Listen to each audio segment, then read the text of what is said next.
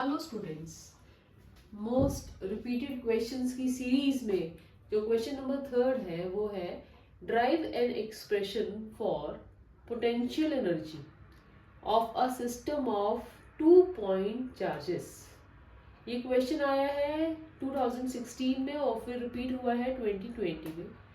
Again question को attempt करने से पहले क्या करना है, क्वेश्चन को 2 बार पढ़ना है, उसको समझना है कि उसने एग्जैक्टली क्या पूछा है। Derive an expression for potential energy निकालनी है सिस्टम ऑफ 2 पॉइंट चार्जेस की।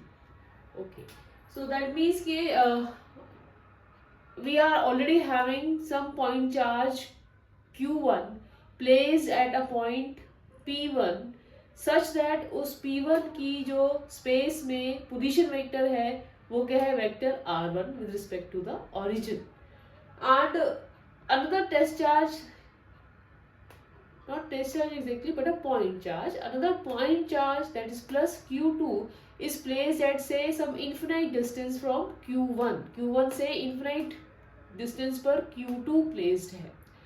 अब हमने करना क्या है, इस Q2 को Q1 के पास में कुछ पॉइंट P2 पे लेकर आना है such that पोजीशन वेक्टर इस पॉइंट P2 का क्या है, कुछ वेक्टर R2।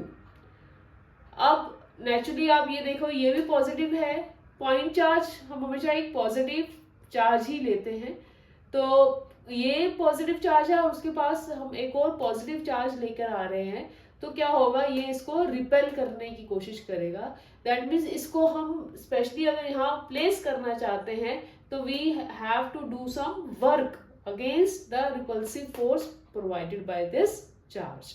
तो क्योंकि हमें एक वर्क डन करना पड़ रहा है Q2 को इस पोजीशन तक लेकर आने के लिए, तो वही हमारा वर्क डन इस सिस्टम की पोटेंशियल एनर्जी की तरह स्टोर हो जाएगा। पोटेंशियल एनर्जी क्या होती है, बाय वर्च्यू ऑफ पोजीशन, है ना। तो पोजीशन के पॉइंट ऑफ व्यू से ही अगर हम बात कर रहे हैं तो ये जो हम वर्क डन करेंगे वो इस सिस्टम की पोटेंशियल एनर्जी की तरह स्टोर होगा और वही एक्सप्रेशन हमें निकालना है। अब जैसे कि पहले भी बताया था कि ऐसे डेरिवेशंस में हमेशा हम पहले स्टेटमेंट्स में जो भी वेरिएबल्स यूज कर रहे हैं उनके बारे में बताते हैं कि वो क्या है। तो हम लिखेंगे कैसे, suppose a point charge Q1 is at point P1 with having some position vector R1 in the space. Another point charge Q2 which is at some infinite distance from Q1, उसको हमने लेकर आना है Q2 is to be brought to some point P2 और P2 का position vector है R2 such that P1 से P2 के बीच में जो डिस्टेंस है that is represented by P1 P2 is some vector R12। अब electric potential at P2 due to Q1, charge Q1 की वजह से उसके सराउंडिंग्स में या पॉइंट P2 पर भी कुछ इलेक्ट्रिक पोटेंशियल होगा। इलेक्ट्रिक पोटेंशियल का फॉर्मूला कैसे याद करते हैं, KQ/R। सो K क्या होता है, 1/4πε0 Q जिस चार्ज की वजह से हम पोटेंशियल की बात कर रहे हैं वो है Q1 अपॉन R, कितने डिस्टेंस पे हम बात कर रहे हैं, दैट इज R12।